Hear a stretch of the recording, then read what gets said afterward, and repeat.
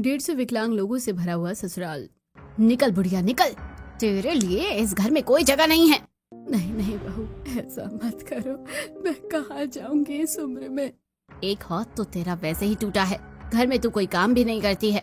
मैं कोने में बैठकर जी लूंगी, बस घर से मत निकालो। हम कोई धर्मशाला नहीं चला रहे हैं, निकल जाए यहाँ से। तुझ जैसे विकलांग की जगह यहाँ नहीं है। इतना कहकर निकिता कमला को धक्का मारकर बाहर निकाल देती है। वहीं ये सब इशिता देखकर परेशान हो जाती है। कैसे लोग हैं, अपने ही माँ बाप को इस तरह से निकाल रहे हैं जैसे उनका इस घर में कोई हक ही ना हो। जिन्होंने पाल पोस कर बड़ा किया, आज वही बोझ बन गए। ये सब देख बड़बड़ाते हुए इशिता घर पहुंचती है। अरे बेटी, तू आ गई, इतनी देर क्यों हो गई? बगल वाली निकिता अपनी कमला काकी को घर से निकाल रही थी। आजकल की बहुएं होती ही ऐसी हैं, जिम्मेदारी समझना ही नहीं चाहती है। वैसे अब तेरी बहू बनने की उम्र भी आ गई है। क्या माँ, आप भी? आपको तो पता ही है, अभी पापा की दवाइयाँ, रानी की स्कूल की फीस करके जिम्मेदारियाँ, इतना सब कुछ के बीच में आप अपनी शादी के पीछे क्यों पड़ गई हैं? ये सब तो हमेशा का ही है, लेकिन तेरी शादी भी तो जरूरी है। और उम्र बीत गई है तो इस गरीबी में आटा गीला होने वाली बात हो जाएगी। कौन करेगा शादी? ओ माँ, आप इतनी चिंता मत कीजिए, ये छोड़िए, मैं पापा को दवाई देकर आती हूँ। फिर इशिता तुरंत व्हील चेयर पर बैठे रामलाल के पास जाती है। पापा, आप यही हैं अभी तक? अबे तुम लोगों की तरह थोड़े ना हूँ, चल फिर थोड़े ना सकता हूँ। अब तो यही व्हील चेयर पर पूरी जिंदगी बीतेगी। ओहो पापा, ऐसा कुछ भी नहीं है, भगवान ने चाहा तो सब कुछ जल्द ठीक हो जाएगा। अब ये लीजिए, दवाई खाइए। फिर इशिता रामलाल को दवा खिलाकर वापस घर के काम में लग जाती है और चूल्हे पर खाना बनाना शुरू कर देती है। दीदी, बहुत भूख लग रही है, जल्दी से खाना दे दो ना। इशिता, कितनी देर लगेगी? जल्दी खाना बना, रामलाल की दूसरी टाइम की दवाई का वक्त हो गया है। इशिता एक साथ कई काम करने लगती है। माथे पर पसीना है। बेटी मेरा, जरा चश्मा पकड़ा दे। एक के बाद एक काम सुनकर इशिता फ्रस्ट्रेट हो जाती है। हे भगवान, मैं तो परेशान हो गई हूँ। घर की सारी जिम्मेदारियाँ मुझे ही संभालनी पड़ती है, न जाने सब कुछ कब ठीक होगा। फिर इशिता तुरंत रामलाल को चश्मा देती है और घर का सारा काम करके ऑफिस के लिए निकलती है। हे भगवान, ऑफिस जाने में भी देर हो गई है, अब वहाँ अलग डांट सुनने को मिलेगा। बड़बड़ाते हुए इशिता जल्दी जल्दी चलकर ऑफिस पहुंचती है। अरे आगे मैडम, आपका ही इंतजार था। आइए आइए बैठिए, बताइए चाय लेंगे या कॉफी? सॉरी सर, आज थोड़ा लेट हो गया। तुम्हारा तो हमेशा का ही है, अगर कल टाइम पर नहीं आई ना तो काम पर ही मत आना। इतना कहकर मैनेजर चला जाता है और इशिता चुपचाप अपनी सीट पर बैठ जाती है। अगर पैसों की तंगी ना होती ना तो मैं ऐसे शब्द कभी नहीं सुनती। इतना कहकर इशिता कंप्यूटर पर काम करने लगती है। तभी प्रिया का फोन आया। हेलो प्रिया, कैसी है? ऑफिस क्यों नहीं आ रही है? अरे अब कौन ऑफिस आए, मैं तो उस वासी के फंदे से निकल गई, शादी होने वाली है मेरी। अच्छा, अब ऑफिस नहीं आएगी क्या?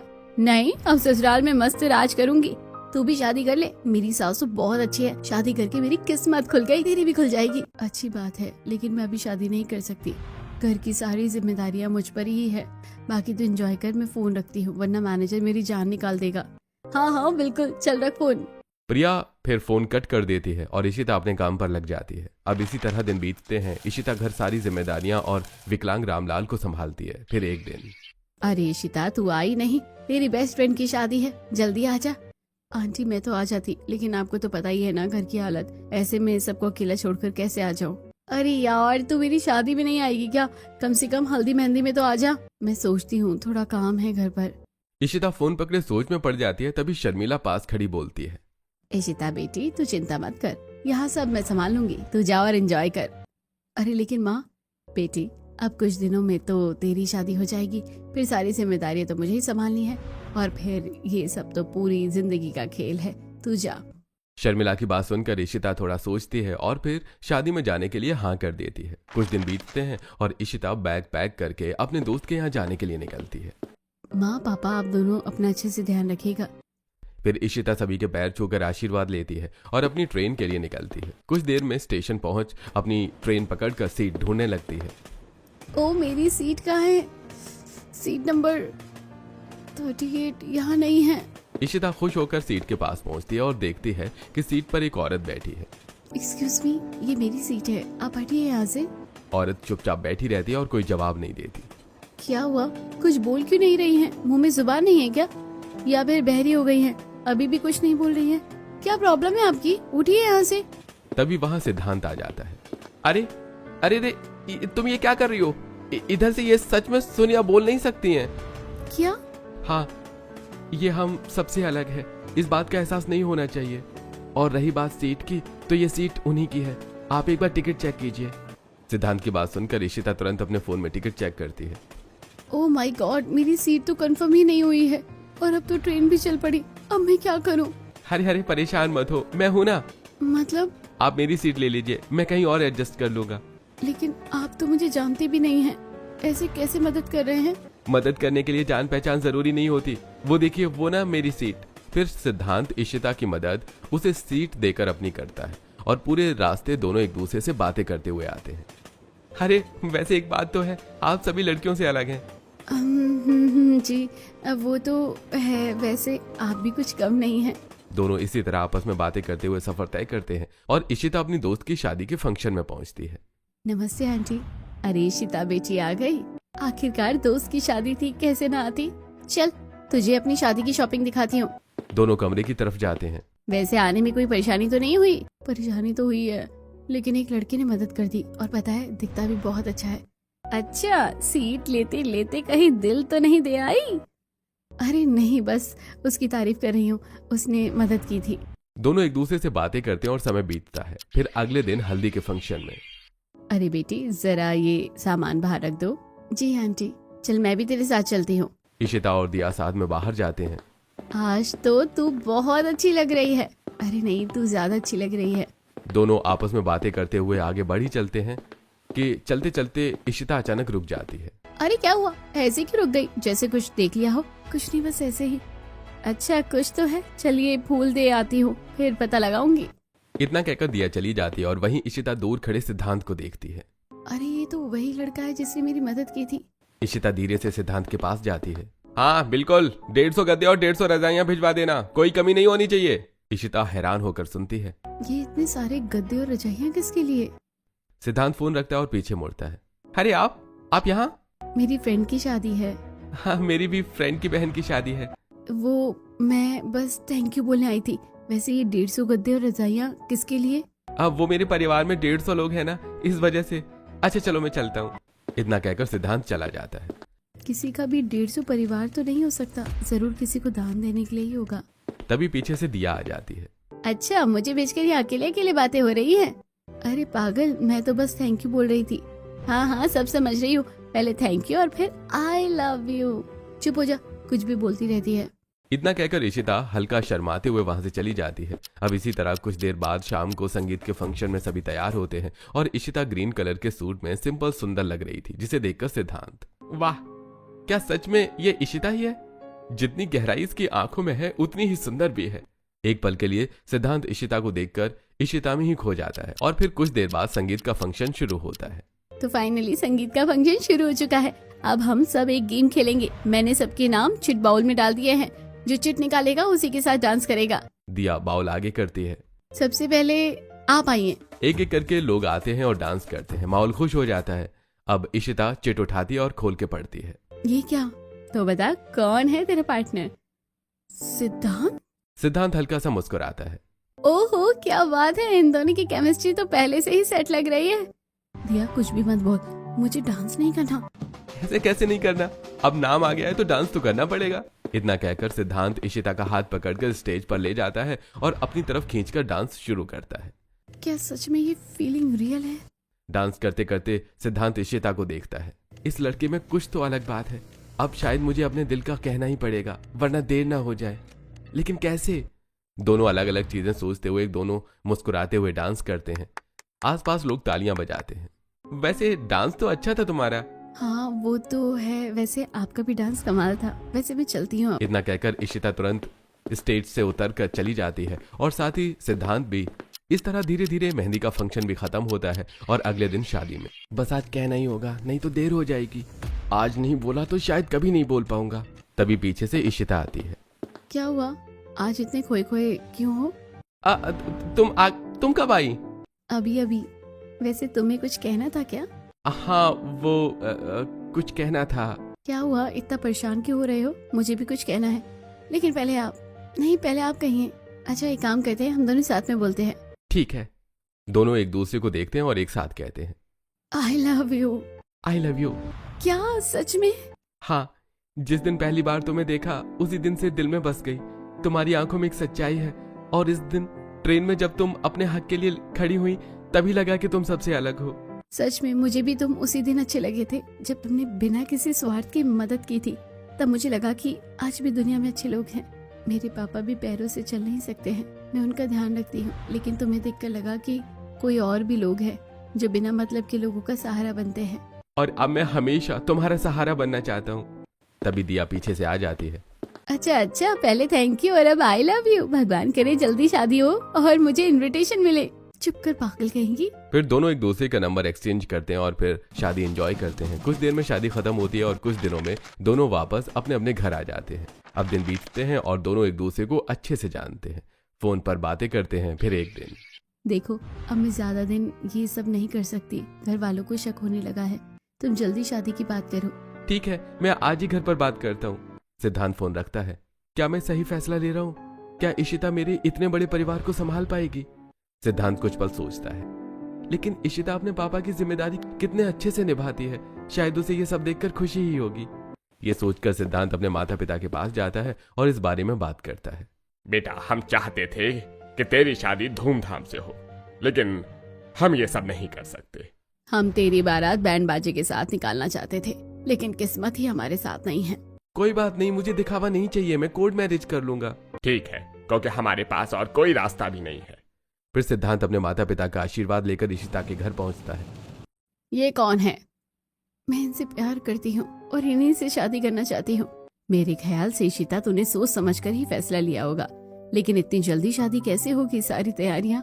आप उसकी चिंता मत कीजिए, हम कोर्ट मैरिज करेंगे, ज्यादा शोर शराबा नहीं चाहिए। मैं चाहता था कि बेटी की शादी धूमधाम से करूं, लेकिन अब जो सही लगे वही करो। फिर इशिता और सिद्धांत दोनों पैर छूते हैं और कोर्ट के लिए निकल पड़ते हैं। कुछ ही देर में दोनों कोर्ट पहुंचते हैं। यहाँ साइन कर दीजिए। जी। साइन करके ये वरमाला भी एक दूसरे को पहना दीजिए। फिर इशिता और सिद्धांत साइन करते हैं और एक दूसरे को वरमाला पहनाते हैं। अब आप दोनों पति पत्नी हैं। अब से मैं हमेशा तुम्हारे साथ हूँ। और मैं हमेशा तुम्हारे साथ हूँ। चलो अब मुझे अपना ससुराल दिखाओ। तुम देखकर खुश हो जाओगी, मेरा परिवार बहुत बड़ा है। इतना कहकर सिद्धांत तुरंत इशिता की आंखों में पट्टी बांधता है और उसे कार में बिठाकर बड़े से सोसाइटी के बाहर ले जाता है। अब तो खोलो मेरी आंखों की पट्टी। हाँ, अब खोलता हूँ। सिद्धांत जैसे ही पट्टी खोलता है तो इशिता देखती है कि सामने बड़ा आंगन में 150 विकलांग सदस्यों से भरा ससुराल के सभी सदस्य इशिता का स्वागत कर रहे थे। कोई बैंड बजा रहा था तो कोई फूलों की बारिश कर रहा था। ये सब क्या है? तुम्हें तो खुश होना चाहिए, इतने लोग तुम्हारा स्वागत कर रहे हैं। चलो अंदर आओ। सिद्धांत की बात को सुनकर इशिता अंदर कदम रखती है और चारों तरफ देखती है। हे भगवान, इतने सारे लोग, कोई लंगड़ा तो कोई अंधा, मैं सबको कैसे संभालूंगी? कहीं मैं अपनी जिम्मेदारियों से चूक ना जाऊं। अरे क्या हुआ, गृह प्रवेश तो करो। क्या सच में यही तुम्हारा परिवार है? हाँ, ये सब मेरे अपने हैं, तुम भी इन्हें। तुमने मुझे पहले क्यों नहीं बताया? तुम्हें सरप्राइज देने के लिए। अच्छा, अब गृह प्रवेश करो। इशिता धीरे से आगे बढ़ती है कि तभी एक हाथ से अपाहिज प्रभावती देवी दूसरे हाथ में आरती की थाल लेकर आगे आती है। अरे रुको, पहले बहू की आरती तो करने दो। इतना कहकर एक हाथ से आरती करने की वजह से प्रभावती देवी आरती का थाल और दिया इशिता के ऊपर ही गिरा देती है। माँ! अरे संभल कर, तुम्हें लगा तो नहीं? अरे वो गलती से एक हाथ से आरती करने की वजह से आरती की थाल गिर गई। सॉरी बहू। आंटी चल गई, आंटी चल गई। हैरान मत हो, दरअसल राजू की मानसिक हालत कुछ सही नहीं है, इस वजह से तुम ये सब छोड़ो, चलो अंदर आओ। फिर इशिता जैसे ही आगे बढ़ती है कि अंधी गंगा देवी लकड़ी के सहारे आती है। मेरी बहू आ गई क्या? कहाँ है वैसे? गंगा देवी बहू से मिलने के चक्कर में छड़ी घुमाते हुए इशिता की कमर में मार देती हैं। ये क्या कर दिया, मेरी तो कमर ही टूट गई। दादी ने तो आंटी की कमर ही तोड़ दी। अरे दादी, बहू यहाँ है, डंडा मत मारो। अरे माफ कर दे बहू, गलती हो गई। आजा मेरी चांद सी बहू, तुझे किसी की नजर ना लगे। इशिता थोड़ा परेशान होकर चारों तरफ देखती है। अपने एक विकलांग पिताजी की जिम्मेदारी तो मैं अच्छी तरह से संभाल नहीं पाई, क्या इन 150 विकलांगों से भरे ससुराल को संभाल पाऊंगी? बहू अब जाओ अपने कमरे में आराम कर लो, काफी देर हो गई है। जी मम्मी जी। फिर इशिता सिद्धांत के साथ कमरे में जाती है जहाँ पूरा कमरा बिखरा पड़ा था। ये क्या कमरा इतना गंदा है, हे भगवान, अब ये सब मैं कैसे ठीक करूंगी? इशिता परेशान होकर सामान उठाने लगती है। तभी सिद्धांत, वो दरअसल यहाँ की हाउसकीपिंग काफी दिनों पहले छोड़ के चली गई है, इस वजह से कमरा इतना गंदा है। तुम इसे साफ करके आराम कर लेना, रात भी हो गई है। हाँ हाँ करती हूँ, वैसे भी अब मैं ही साफ करूंगी और कौन करेगा। फिर परेशान होकर इशिता जल्दी जल्दी पूरे कमरे की सफाई करती है और धीरे धीरे पूरा कमरा साफ कर लेती है। लो हो गया साफ। थैंक यू सो मच, अब तुम आराम कर लो। सिद्धांत की बात सुनकर इशिता बिस्तर पर लेटती है और फिर सो जाती है। फिर अगली सुबह पहली रसोई के लिए नहा धोकर तैयार होती है। आज मेरी पहली रसोई है, मैं इतने सारे लोगों के लिए एक साथ खाना कैसे बनाऊंगी। यहाँ सोच सोच कर ही दिमाग खराब हो गया है। लेकिन जो भी हो, नीचे जाकर रसम तो करनी ही पड़ेगी। ये सोचकर इशिता जैसे ही कमरे से निकलकर हॉल में आती है। अरे आ गई बहू। आज तो तेरी पहली रसोई है, क्या क्या बनाने वाली है जो आप सबका मन हो। बहू मैं खुद खाना नहीं खा सकता, मेरे लिए आलू के पराठे बना दो। ठीक है मैं बना दूंगी। ये देखिए मेरे लंबे लंबे कान हैं, क्या हुआ, डर गई क्या। नहीं नहीं बताओ तुम्हें क्या चाहिए। पनीर की सब्जी। आंटी मेरे लिए बिरयानी लाओ। फिर इशिता एक एक करके सबकी फरमाइश सुनकर किचन में जाती है। अब इतना सब कुछ मैं अकेले कैसे करूं। तभी वहाँ प्रभावती देवी और साथ में कुछ औरतें आती हैं। अरे ये क्या बहू, सिर्फ भगवान को चढ़ाने के लिए ही खाना बना रही हो क्या, इतनी छोटी कढ़ाई। हाँ बहू ये ले, इस कढ़ाई में तुझे खाना बनाना है। प्रभावती देवी और गंगा देवी मिलकर बड़े बड़े बर्तन इशिता को पकड़ाती हैं। ये बर्तन तो उठाना भी मुश्किल है, अब हमेशा इसी में ही खाना बनाना पड़ेगा। जल्दी करो, मुझे भूख लगी है। इशिता खाना बनाना शुरू करती है। सारी सब्जियां काट कर जब सब्जी बनाने लगती है कि तभी इतना नमक नहीं, थोड़ा कम। ठीक है कम कर रही हूँ। मसाला थोड़ा कम डालो, 150 लोगों के लिए ही है, पूरा खानदान नहीं है। 150 लोगों को परिवार नहीं खानदान ही कहते हैं। एक तो इसे खुद का काम खुद किया नहीं जाएगा, ऊपर से मेरे सिर पर खड़ी होकर मुझे इरिटेट कर रही है। 150 लोगों के लिए खाना बनाते बनाते इशिता परेशान हो जाती है और फाइनली जब खाना बनाकर सभी को परोसती है तो आंटी मुझे आकर पूरी दो। ये लो बेटा। बहू मुझे एक गिलास पानी दो। इसके बाद लोगों की अलग अलग फरमाइशें सुनकर इशिता परेशान हो जाती है कि तभी वीरेंद्र के हाथों से गलती से पानी गिर जाता है। अरे ये क्या किया। अरे वो दरअसल ये बोल नहीं सकता ना, इस वजह से हाथ हिलाकर तुझे बुला रहा था, तभी गलती से पानी गिर गया। अच्छा ठीक है कोई बात नहीं। इस तरह इशिता सभी को खाना खिलाती है और इशिता की पहली रसोई की रस्म उसके ससुराल में पूरी होती है। जैसे तैसे पूरा दिन बीतता है। फिर शाम को, ये लो इशिता, मैंने तुम्हारे लिए साड़ी ली है। थैंक यू सो मच, तुम कितने ज्यादा अच्छे हो। पीछे से बहुत बड़े बड़े बॉक्स इकट्ठे कर लिए जाते हैं। अरे इन सभी बॉक्सेस में क्या है और इतने सारे बॉक्सेस क्यों। तुम ही अकेले थोड़े ना हो, ये मेरे परिवार के हैं। बाकी ये 150 लोग भी तो मेरे परिवार हैं, इन सब के लिए गिफ्ट रखा है। क्या गिफ्ट है ये। मेरे लिए क्या है, मेरे लिए क्या है। एक एक करके सबको गिफ्ट मिलेंगे, सब शांत हो जाओ। सिद्धांत धीरे धीरे सबको गिफ्ट देने लगता है। हे भगवान, पूरे दिन काम करो, ऊपर से अब बच्चों की चीजें। न जाने क्या जरूरत थी इन्हें सबके लिए गिफ्ट लाने की। इशिता बड़बड़ाकर अपने कमरे में चली जाती है। कल ही तो ये कमरा साफ किया था, आज देखो ऐसी गंदगी है जैसे मानो अगले जन्म में साफ किया हो। अब कैसे संभालूं मैं अपने इन 150 विकलांगों से भरे हुए ससुराल को। तभी सिद्धांत कमरे में आता है। इशिता एक के बाद एक तकिया, कंबल, सारी चीजें उठाकर सिद्धांत की तरफ मारने लगती है। अरे अरे क्या हुआ, क्यों मार रही हो। अच्छा तो किसे मारूं, तुमने इन चीजों के बारे में मुझे शादी से पहले क्यों नहीं बताया था। अरे मुझे लगा था कि मैं तुम्हें सरप्राइज दूंगा, अब इसमें मेरी क्या गलती थी। हाँ हाँ गलती तो मेरी थी, वैसे क्यों ना इन 150 लोगों को छोड़कर हम दोनों अलग। पागल हो गई हो क्या, आज बोल दिया, दोबारा कभी मत बोलना। ये सब मेरा परिवार है और मैं इन्हें छोड़कर कहीं नहीं जाने वाला, ये बात तुम गांठ बांध लो। इतना कहकर सिद्धांत अंदर जाकर चादर ओढ़कर सो जाता है। ये तो कितनी आसानी से इस बात को कहकर सो गए। इन 150 विकलांगों को मैं कैसे संभालूंगी, इसके बारे में तो उन्होंने सोचा तक नहीं। ये सोचकर इशिता भी सो जाती है और फिर अगली सुबह। ये नहीं, ये मेरी बॉल, ये रही मेरी बॉल है। अरे नहीं, मुझे भी खेलने दो। वहीं दूसरी तरफ, जल्दी आओ। सुबह सुबह 7 बजे बच्चे गार्डन में खेल रहे थे। औरतें पूजा करके पूजा की थाल लेकर खड़ी थी। इन सब की आवाज सुनकर इशिता की नींद खुलती है। एक तो रात में इतनी देर से सोई थी और अब सुबह जल्दी इतना उठना पड़ रहा है इन बच्चों की आवाज की वजह से। उफ। इशिता बड़बड़ाते हुए नहा धोकर तैयार होकर नीचे पहुंचती है। अरे आ गई बहू, जरा जाकर हमारे लिए चाय बनाकर तो ला। ठीक है। इशिता सभी के लिए चाय बनाती है और एक एक करके सभी की फरमाइश से पूरी करके उन्हें नाश्ता खिलाती है। फिर दोपहर में जब थक हार कर सोफे पर बैठती है तो फाइनली अब जाकर बैठने की फुर्सत मिली है। ये सोचकर इशिता जैसे ही हल्की सी झपकी लेने जाती है कि तभी आंटी देखो मेरे साथ खेलो, क्रिकेट खेलोगी? ओह, घर के अंदर क्रिकेट क्यों खेल रहे हो, बाहर खेलो। घर ही इतना बड़ा है, बाहर क्यों जाए? सभी बच्चे मजाक मजाक में इशिता को परेशान करने लगते हैं कि तभी एक के हाथ से बॉलिंग की वजह से इशिता के सिर पर चोट लग जाती है। घर के अंदर क्रिकेट क्यों खेल रहे हो, बाहर खेलो। घर ही इतना बड़ा है, बाहर क्यों जाए? सोनू बॉल मारता है और बॉल हाथों में लगकर इशिता को छू जाती है। अरे ये क्या कर रहे हो, संभल कर। तभी सिद्धांत आ रहा था। क्या कर रहे हो, छोटे बच्चों के पीछे क्यों दौड़ रही हो? आंटी मजाक कर रहे हैं। मजाक? देखो तुम लोगों ने मेरे सर को आलू बना दिया है, अब मैं नहीं छोड़ूंगी। इशिता बच्चों की तरफ दौड़ती है और पकड़ने की कोशिश करती है। अरे रुको रुको, ये सब नहीं कर सकते, तुम लोगों को तो पकड़ना पड़ेगा।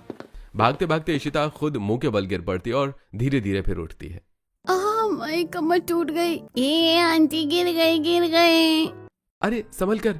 सिद्धांत तुरंत इशिता को उठाता है। अगर आइंदा इस तरह हुआ ना तो मैं एक एक को देख लूंगी। इतना कहकर इशिता अपने कमरे में चली जाती है। इसे परिवार कहते हैं? ऐसा लगता है कि परिवार कम और चिड़िया खाना ज्यादा है। हर एक प्रकार के अलग अलग एंटीक पीस भरे पड़े हैं। अब तो मैं बहुत ज्यादा परेशान हो गई हूँ। इशिता कमरे में बैठकर ये सोच ही रही थी कि तभी उसकी दोस्त प्रिया का फोन आता है। हेलो प्रिया। अरे हेलो, जब से गई है तब से एक भी बार याद भी नहीं किया। कुछ नहीं, बस 2 मिनट ढंग से बैठकर बात करने का मौका ही नहीं मिलता। क्यों, क्या हो गया तेरे ससुराल में? शांति नहीं है क्या? शांति? वो क्या होता है? मेरा ससुराल तो किसी मेले से कम नहीं है। सच में इतना बुरा हाल है क्या? अरे पूछ मत, यहाँ हर वक्त कुछ ना कुछ चलता रहता है। यहाँ पर तो नहीं, इस तरह मैं अपने ससुराल वालों की बातें इधर से उधर नहीं कर सकती, चाहे जैसे भी है। मेरे ससुराल वाले ही हैं। हाँ, वो दरअसल कुछ नहीं, बस इतना जान की शादी करके जिंदगी खराब हो जाती है, अच्छी नहीं। क्या हुआ? तू वो मुझे नहीं बता रही, लेकिन ठीक है, मैं तेरी प्रॉब्लम दूर करने की कोशिश करूंगी। इतना कहकर प्रिया फोन रख देती है। अब ये कौन सी नई मुसीबत खड़ी करने वाली है मेरे लिए? इशिता थककर बिस्तर पर लेट जाती है और आंखें बंद कर लेती है। फिर शाम को जैसे ही उठकर आती है तो वो हैरान रह जाती है क्योंकि इशिता के माँ बाप उसके ससुराल आए होते हैं। आप दोनों यहाँ क्या कर रहे हैं? कुछ नहीं बेटी, बस तेरी पसंद को देख रहे थे। और क्या हम तेरे ससुराल नहीं आ सकते? नहीं, बिल्कुल भी नहीं। आप लोग यहाँ क्यों आए हैं? और अब आ ही गए हैं तो जिस पैर से हैं उसी पैर से उल्टा लौट जाइए, क्योंकि ऑलरेडी इन सब की जिम्मेदारियाँ मुझे नहीं संभाली जा रही। अब मैं आप दोनों को कैसे संभालूं? ठीक है बेटी, जैसा तू कहे। इतना कहकर रामलाल और शर्मिला तुरंत घर से बाहर निकलते हैं। मुझे तो यकीन ही नहीं हो रहा, दिन भर जिसकी आवाज सुनकर उम्र बीत गई, आज उसे हमसे दिक्कत है। नहीं, आप गलत समझ रहे हैं। उसे दिक्कत नहीं, बस सबकी सेवा करके वो इरिटेट और परेशान हो गई है। हाँ, ये तो मैं भी समझता हूँ। बेचारी अकेले कितना सब कुछ संभालेगी। वैसे चलो अब कुछ दिनों के लिए गांव चलते हैं। रामलाल की बात सुनकर शर्मिला और रामलाल दोनों गांव के लिए रवाना हो जाते हैं। वहीं दूसरी तरफ आंटी, सुबह हमने बहुत बड़ी गलती कर दी थी, माफ कर दो, ये लो छोटा सा गिफ्ट। इशिता गिफ्ट खोलती है। ये क्या? गिफ्ट में से कुछ उछलकर बाहर आता है। इशिता डरकर पीछे हटती है। अरे पिंकी और बाकी बच्चे हंसने लगते हैं। हाँ, डर गई, मजा आया। सिद्धांत पास आता है। ये क्या है, तुम लोग ऐसी हरकत करके उसे परेशान करते हो? हाँ, ऐसा मत किया करो, ये तुम्हारी आंटी है ना। बच्चे चुप हो जाते हैं। आंटी इसलिए तो परेशान करते हैं, जानबूझकर परेशान करते हैं। रुको, एक एक को पकड़ पकड़ कर मारूंगी। सभी बच्चों को पकड़ने के पीछे पड़ जाती है। अब इसी तरह दिन बीतते हैं, परेशान तो कभी खुश होकर। इशिता अपने ससुराल की जिम्मेदारियां संभालती है। फिर एक दिन, क्या कहा? फिनाइल डाल दूं? ठीक है। वीरेंद्र हाथ हिलाकर इनकार करने की कोशिश करता है, लेकिन मीना ध्यान नहीं देती और खाने में फिनाइल डाल देती है। वहीं दूसरी तरफ सब्जी में मेरी बॉल चली गई, दे दीजिए ना आंटी। अरे नमक ही नहीं दिख रहा, पता नहीं कहाँ है। वो देखो, मिल गया, जरूर यही नमक होगा। गंगा देवी डिटर्जेंट पाउडर को नमक समझकर तिरछी आंखों की वजह से सब्जी में डाल देती है और ये सब देखकर इशिता के सब्र का बांध टूट जाता है। हे भगवान, मैं नहीं रह सकती अब इस पागल खाने में। जा रही हूँ मैं। अरे नहीं बहू, तू कहाँ जा रही है? इस तरह मत जा, रुक जा। फ्रस्ट्रेट होने की वजह से सीता चक्रवर्ती देवी को भी धक्का मार देती है। तभी सिद्धांत आता है। तुम्हारी हिम्मत कैसे हुई मेरी दादी समान काई को धक्का मारने की? अगर इतनी ही चुल्ल मची है तो निकल जाओ घर से। हाँ, जा रही हूँ। वैसे भी मुझे अपने इस ससुराल में रहने का कोई शौक नहीं है और ना ही मैं कभी लौट कर वापस आऊंगी। आंटी अब इस तरह से छोड़कर मत जाइए, रुक जाइए। ये बच्चे मुझे क्यों रुकने के लिए कह रहे हैं, जबकि मैं तो इन्हें डंडा लेकर मारती थी। खैर छोड़ो, जो भी हो। इशिता रास्ते से राजू को हटाती है और सभी को अनदेखा करके चली जाती है। आप लोग परेशान मत होइएगा, कुछ दिनों बाद जब अकल आ जाएगी तो खुद ही वापस आ जाएगी। वहीं दूसरी तरफ इशिता गुस्से में अपने मायके पहुंचती है। अरे बेटी, तू यही है, लेकिन अफसोस तेरे माँ बाप तो गांव चले गए, तुझे अकेले ही रहना पड़ेगा। ये घर की ले चाबी। इशिता मीनाक्षी से घर की चाबी लेती है और दरवाजा खोलकर घर के अंदर जाकर सुकून से बैठती है। यही तो चाहिए था मुझे, शांति, खाली घर, यहाँ कोई भी ना हो। अब मैं जीऊंगी सुकून से अपनी जिंदगी। अब इसी सोच के साथ इशिता 4-5 दिन अपने मायके में रहती है और फिर एक दिन। अरे आज दोपहर में तो कोई मुझे तंग करने वाला भी नहीं है, लेकिन मुझे नींद क्यों नहीं आ रही है। एक काम करती हूँ, बालकनी में जाती हूँ। ये सोचकर इशिता जैसे ही बालकनी में जाती है तो चारों तरफ सन्नाटा देखकर यादों में खो जाती है। ये ला बॉल पास कर, आज तो मैं ही जीतूंगा। सभी अलग अलग बच्चे एक ही साथ मिलकर फुटबॉल खेल रहे थे। वहीं दूसरी तरफ मैं चल नहीं सकती तो क्या हुआ, ऊन तो बिन सकती हूँ।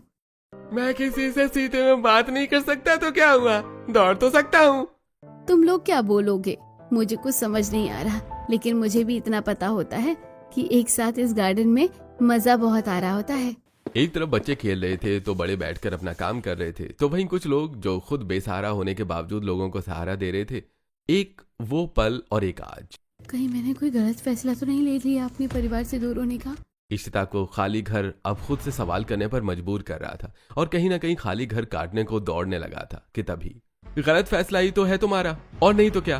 तुझे क्या लगा बहू, तू गुस्सा होकर चली जाएगी तो तुझे क्या हम लेने नहीं आएंगे? आखिर अपनी बहू से हम प्यार करते हैं। मैंने इतना सब कुछ कह दिया, फिर भी आप लोग मुझे लेने आए हैं। तुम्हें लगता है ये लोग अलग हैं, लेकिन इन्हें ऐसा नहीं लगता। बचपन से इन्होंने मुझे संभाला है, मैं इन्हें नहीं छोड़ सकता। तुम्हारे अपने माँ बाप? वो नहीं रहे, इनके सारे ही बड़ा हुआ हूँ और 150 लोगों का ही है परिवार मेरा, लेकिन मैं इन्हें दुनिया से अलग नहीं मानता, अपना परिवार मानता हूँ। इसलिए हम सब एक साथ ही रहते हैं। वो देखो मासूम बच्चों को, जिनके चेहरे पर हंसी की खिलखिलाहट गूंज रही थी, अब वो तुम्हारी वजह से उदास बैठे हैं। सोचो, इतना सब कुछ होने के बावजूद ये सब लोग तुम्हें लेने आए हैं। मैं तो आ भी नहीं रहा था और फिर तुम कहती हो कि मैं छोड़ दूं। मैं बस काम से परेशान हो गई थी, इतना सब संभालना आसान नहीं है। ठीक है, तुम्हारे लिए हाउस हेल्पर रख लूंगा। अब चलो वापस। ठीक है, मैं वापस चलने के लिए तैयार हूँ। इशिता की बात सुनकर सभी उछल पड़ते हैं और बच्चे झूमने लगते हैं। आंटी वापस आ रही है, मजा आएगा, अब खूब मस्ती करेंगे। सब मिलकर इशिता को घर ले आते हैं। इशिता घर में कदम रखती है और चारों तरफ खुशियां देखती है। असली शांति तो यही है, अपने परिवार के बीच। बहू कुछ बोल रही है? आज मैं बहुत खुश हूँ, अब मैं सबका ध्यान अच्छे से रखूंगी। पहले मैं अपनी जिम्मेदारियों को छोड़कर भाग गई थी, लेकिन अब नहीं। ये फैसला लेने के बाद इशिता कमरे में जाती है और फिर शाम को गार्डन में बैठे सभी लोगों को चाय नाश्ता करवाती है। ये लीजिए चाय। बहू चाय पीकर सुस्ती दूर करूं, और ये लीजिए कॉफी सिद्धांत जी। इसी तरीके से गार्डन में बैठे सभी लोगों को चाय कॉफी देती है और फिर बच्चों के साथ खेलने लगती है। आंटी पकड़म पकड़ाई खेलोगे? आओ पकड़ती हूँ तुम्हें, मुझसे जीत कर दिखाओ। सभी बच्चे ठहाके मारकर हंसते हुए इधर उधर भागने लगते हैं और इशिता सभी को पकड़ने लगती है। वहीं पिंकी भी बैसाखी के सहारे भागने की कोशिश करती है। रुको रुको, अभी पकड़ती हूँ। देर से ही सही, लेकिन मेरे इस 150 परिवार को संभालने के लिए इशिता जैसी अच्छी बहू मिल ही गई। अब वो भी खुश और हम भी। इसके बाद सिद्धांत एक हाउस हेल्पर रख लेता है और इशिता अपने 150 विकलांगों से भरे ससुराल के सभी सदस्यों की जिम्मेदारी निभाने लगती है।